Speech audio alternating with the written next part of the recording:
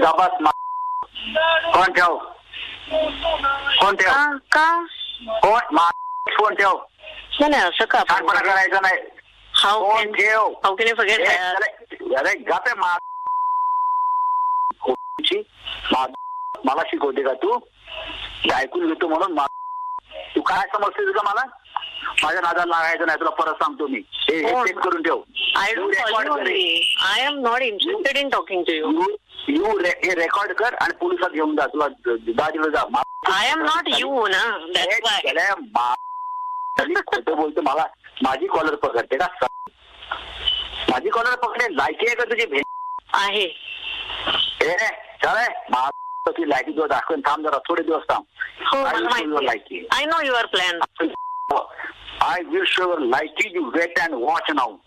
I know your plan. अरे चले चुप. Please go ahead. 1 मिनिट बोलतोय आणि मला लँडचे कागद ट्रान्सफर करायचे. Either you transfer Sujit name और माय नेम. आपको कुछ एक थ्रेट लेटर भी मिला कुछ दिनों पहले आपके घर पे. आखिर वो कहाँ से आया था? क्योंकि आपने जो कंप्लेन लिखी है मुंबई पुलिस कमिश्नर को और कई अन्य लोगों को, तो उसमें आपने कुछ नामों का जिक्र भी किया है. कौन है ये लोग?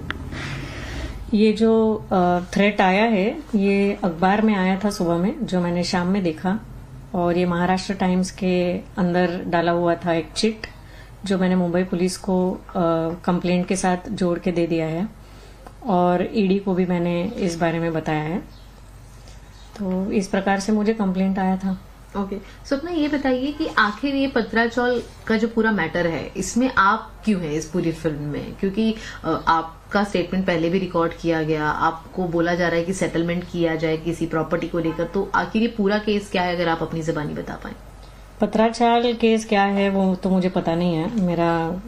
मेरे जानने में इतना आया है कि कोई एक केस चल रहा है, लेकिन इस केस से कुछ लोग जुड़े हैं और मैं एक लैंड शेयर करती हूँ उनके साथ, तो शायद इस वजह से मुझे भी उन्होंने इन्वेस्टिगेशन के लिए बुलाया था.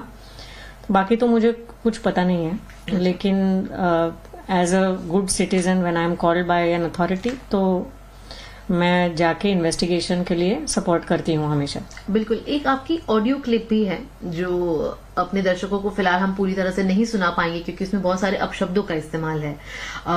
तो क्या उस ऑडियो क्लिप की कहानी है? वो ऑडियो क्लिप कब की है? और आप दो लोग जो बीच में बात कर रहे हैं, उन दोनों का नाम अगर आप ले पाए, क्योंकि एक आप खुद हैं और दूसरे व्यक्ति भी आप बता पाए तो.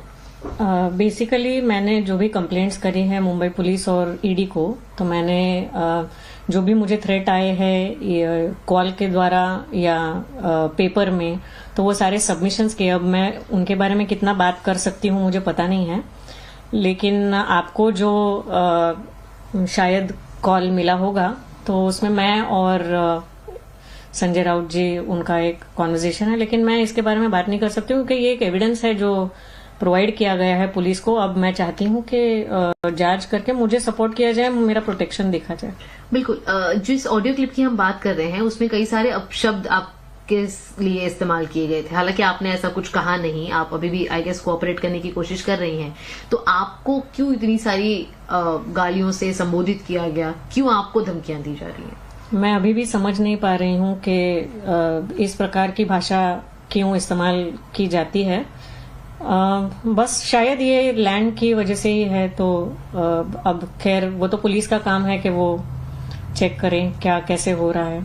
और क्या आपको सिर्फ ये एक ही कॉल आया है, या इसके अलावा कई अन्य कॉल या किसी और तरीके से आपको धमकियां दी गई हैं, डराने की कोशिश की गई है? मुझे पिछले कई सालों से धमकियां और कई प्रकार से डराया जा रहा है, लेकिन पुलिस में कंप्लेंट्स करने के बावजूद मुझे कोई सपोर्ट कभी मिला नहीं.